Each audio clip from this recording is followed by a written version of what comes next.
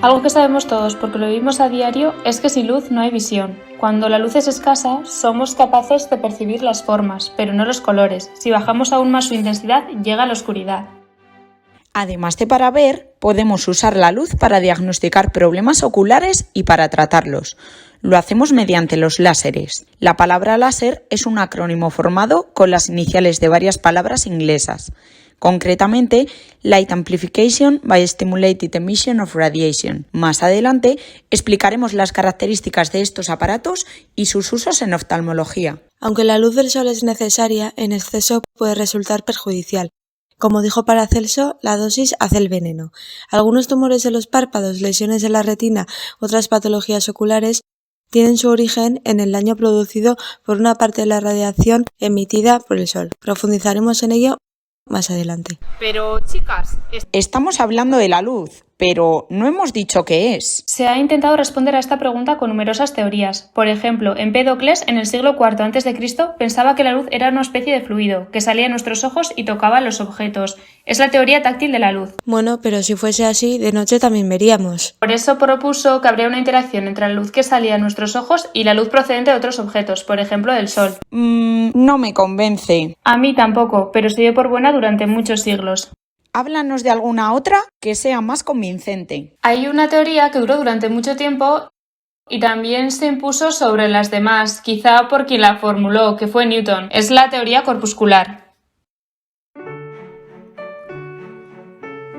Newton expuso su teoría en el libro Óptica o Tratado de las Reflexiones, Refracciones, Inflexiones y Colores de la Luz, publicado en 1704. Newton había dado un gran impulso a las teorías mecánicas, a partir de formular sus hipótesis sobre los cuerpos celestes. De alguna manera, creó el paradigma mecanicista, consistente en buscar para cualquier fenómeno razones de tipo mecánico. Con esta mentalidad, no resulta raro que también para la luz diera una explicación mecánica. La luz, según él, estaría formada por pequeñas partículas materiales a las que llamó corpúsculos, que son emitidas a gran velocidad por los focos luminosos, sol, vela, etc. Estos corpúsculos llegarían a los ojos y nos permitirían ver. Los distintos colores se explicarían por los diferentes tamaños de los corpúsculos. Esta naturaleza material de la luz permitía explicar muy bien el fenómeno de la reflexión, cambio de la dirección de la luz cuando incide sobre una superficie reflectante. También explica bien por qué los metales se calientan al estar expuestos al sol. El choque constante de partículas generaría ese calor. A pesar de que esa teoría aportó datos muy útiles, hoy sabemos que no puede explicar todas las características de la luz y que es errónea en algunos aspectos. Por ejemplo, si los objetos luminosos emitiesen partículas tal y como planteaba Newton, deberían ir perdiendo masa hasta desaparecer, cosa que no sucede. Y no solo eso, la teoría corpuscular no puede explicar por qué hay partículas que rebotan, se reflejan, mientras que otras se desvían, se refractan. Hay un experimento muy interesante que se llama punto de Agago, que explica que la luz no está formada solamente por partículas. Aunque la teoría corpuscular de Newton tenía muchos seguidores, no todos los científicos de la época estaban de acuerdo con ella. El holandés Huygens, 1629-1695, formuló una muy distinta, la ondulatoria. Según él, una fuente luminosa emite ondas esféricas, de la misma manera que un movimiento en el agua forma olas. El rayo de luz sería una recta perpendicular a la superficie de la onda. Una de las principales virtudes de esta teoría es que permitía explicar el fenómeno de la difracción. La difracción, el origen de la palabra viene de división en fracciones, se produce cuando una onda de luz pasa por una esquina o a través de una pequeña abertura. La luz que aparece tras ese orificio no es una línea perfecta, como debería ser en el caso de que estuviera formada por corpúsculos, sino que aparecen varios rayos de luz.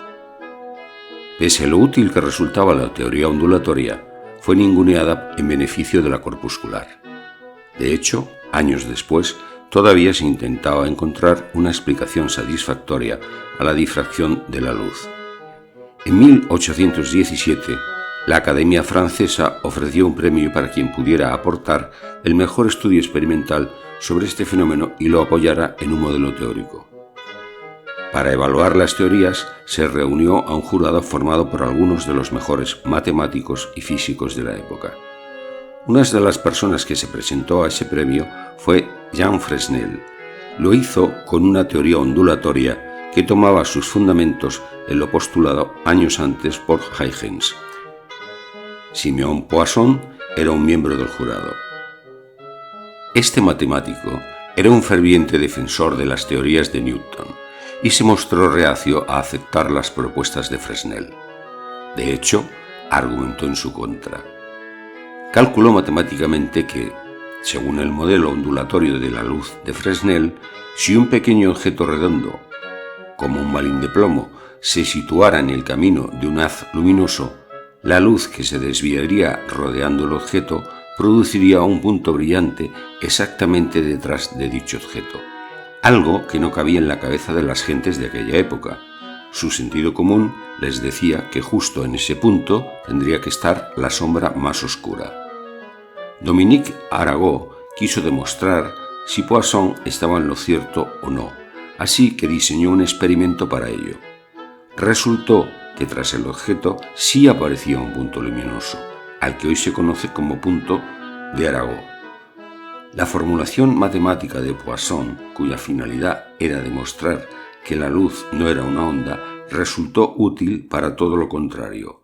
La teoría corpuscular explica algunas propiedades de la luz y la ondulatoria otras, así que los físicos empezaron a plantearse que tal vez la luz se comporta en ocasiones como onda y en otras como partícula. De este modo todo cuadraría. Hoy en día se considera que la luz está dentro del espectro electromagnético. Las ondas electromagnéticas, como su propio nombre indica, son un campo eléctrico vibrando de forma perpendicular a un campo magnético. Variarán sus características en función de la frecuencia y la longitud de onda. De esta forma, las ondas radio tienen baja frecuencia pero gran longitud de onda, del orden de metros. Sin embargo, las ondas gamma tienen gran frecuencia pero muy baja longitud de onda. La luz solo sería parte del espectro electromagnético, aquella que es capaz de ser vista por nuestros ojos. Estaría formada por fotones, que son partículas elementales que carecen de masa, se comportan de manera dual, como ondas y como partículas. Ya sabemos más o menos qué es la luz, pero ¿cómo la percibimos? ¿Cómo hacen nuestros ojos para poder ver? La fisiología de la luz es un tema muy interesante, aunque en ocasiones puede resultar complejo. Hay autores que lo han explicado de manera sencilla y amena, entre ellos Kerstin Becker. ¿Qué os parece si vemos un vídeo que editó hace muchos años y que está disponible en Wikimedia Commons? ¿Os parece Genial. bien? ¡Dentro vídeo! Los ojos son como ventanas al mundo. Somos capaces de ver una pelusa en una alfombra y las estrellas lejanas en el cielo. También de seguir la trayectoria de un balón de fútbol y diferenciar miles de colores diferentes. ¿Cómo lo hacemos? En primer lugar, es necesaria la luz. Penetra en el ojo, atraviesa el cristalino, el vítreo y alcanza la retina. En ella hay millones de células fotorreceptoras, los conos y los bastones, que tienen tareas distintas. Hay 3 tipos de conos. Cada uno reacciona a diferentes longitudes de onda de luz, lo que nos permite distinguir los colores. Para hacer su labor necesitan luz intensa. Por la noche solo están activos los bastones. No nos permiten distinguir los colores, pero sí diferencias de grises y contrastes entre claros y oscuros. Eso nos permite no chocarnos con las farolas, aunque en la noche todos los gatos nos parecen pardos. Los fotorreceptores reaccionan a la luz y la transforman en señales eléctricas que el cerebro comprende. Otras células de la retina procesan más esas señales. Por ejemplo, aumentan el contraste o el enfoque. Aproximadamente 130 millones de fotorreceptores sinaptan con 1 millón de células nerviosas. Por ellas se transmiten varios tipos de información: forma, color, dirección de movimiento, etc. Los axones de estas células forman el nervio óptico. Es como un cable que va de la retina al cerebro. Transmite la señal casi instantáneamente, lo que es importante para muchas actividades, como por ejemplo conducir. Como tenemos 2 ojos, también tenemos 2 nervios ópticos. Parte de sus caminos se cruzan. Tienen una estación intermedia en el cerebro interno y desde ahí las señales se envían a la corteza visual. En ella, la información de ambos ojos se procesa, se filtra, se interpreta y se compara con los patrones existentes para formar una imagen. Otras partes del cerebro asocian estas imágenes con experiencias previas y emociones, de modo que las zonas que faltan se completan. Todo el proceso ocurre de forma inconsciente. Los estímulos importantes atraen más nuestra atención. Por ejemplo, si identificamos una cara conocida, la fijamos. La pelusa insignificante en la alfombra, en cambio, la ignoramos. En cierto modo, no vemos con los ojos, sino con el cerebro. A través de la percepción visual, cada humano crea una imagen única de la realidad.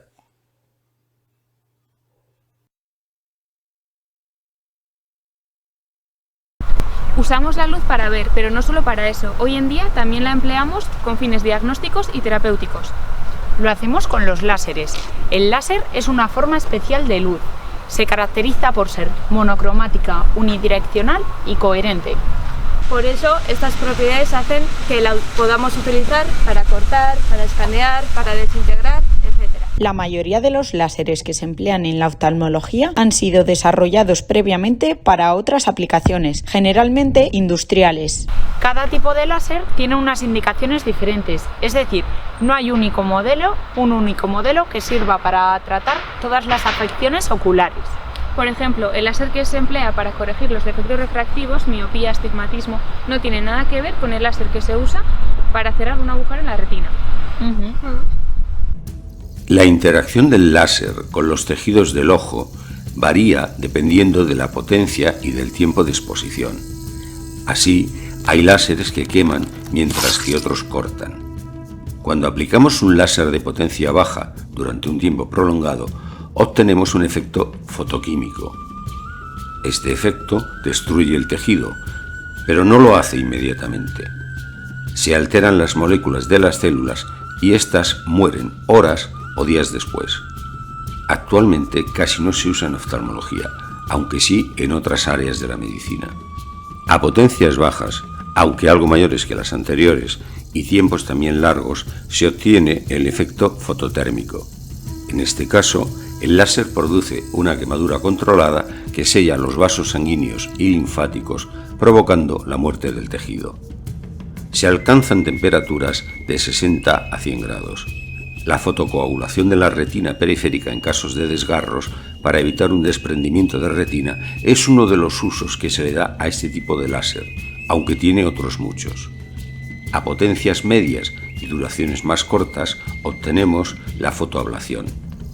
Los fotones del láser son capaces de romper los enlaces moleculares desintegrando el tejido. Tiene la ventaja de que es muy preciso, reproducible y no altera los tejidos adyacentes. Los láseres de Zimmer utilizados para la cirugía refractiva se valen de este efecto. A potencias muy altas obtenemos la fotodisrupción. Se forman ondas de choque que fragmentan los tejidos adyacentes.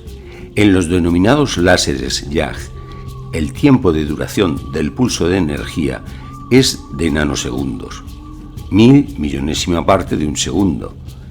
Estos láseres son muy usados en oftalmología.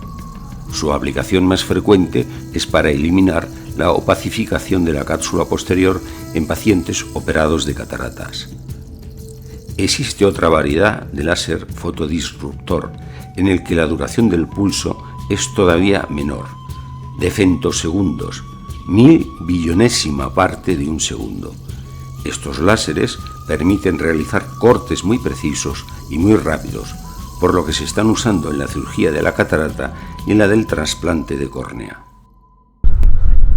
Parte de la radiación que nos llega desde el sol la percibimos con nuestros ojos, que es la luz, pero hay otra parte que la acompaña y de la que no somos conscientes, que son los rayos ultravioletas y los infrarrojos.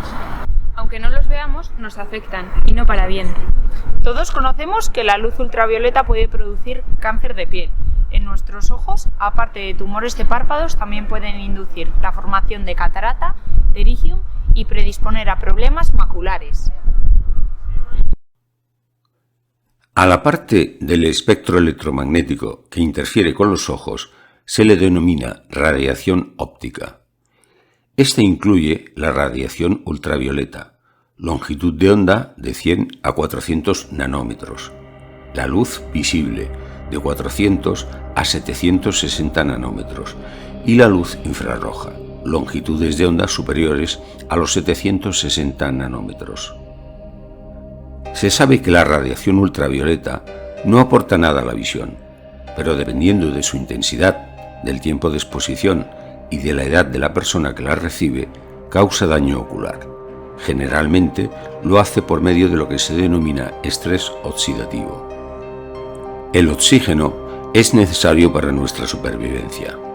Las células lo utilizan para transformar la glucosa, a la que podemos considerar el combustible del cuerpo, en energía. Durante esa transformación se producen moléculas que pueden resultar nocivas para el cuerpo, los radicales libres. Para evitar que la dañen, la célula tiene unos sistemas de neutralización, los antioxidantes. Entre los antioxidantes más conocidos están las vitaminas. Cuando hay un equilibrio entre la producción de radicales libres y su eliminación, podríamos decir que la célula está protegida. Cuando hay más radicales libres que antioxidantes, se produce lo que se llama el estrés oxidativo, cuyas consecuencias son el envejecimiento y la muerte de la célula. La exposición a la radiación ultravioleta aumenta la cantidad de radicales libres.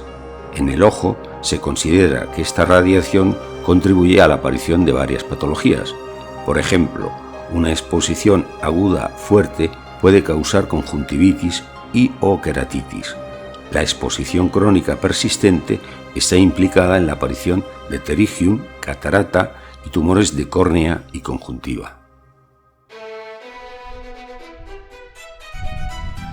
Creo que se podrían decir muchísimas más cosas sobre la interacción de la luz con los ojos, pero creo que por hoy es suficiente. Coincido contigo. Opino que hay que añadir una cosa más. Por lo que podemos discernir, el único propósito de la existencia humana es encender una luz de significado en la oscuridad del mero ser. ¿Qué? Esa es una frase que se atribuye a Carl Gustav Jung. Aunque nos queda grande para este vídeo, creo que ilumina un poco lo que hemos intentado hacer, añadir un poco de luz a nuestros conocimientos. Bueno, definitivamente lo dejamos aquí.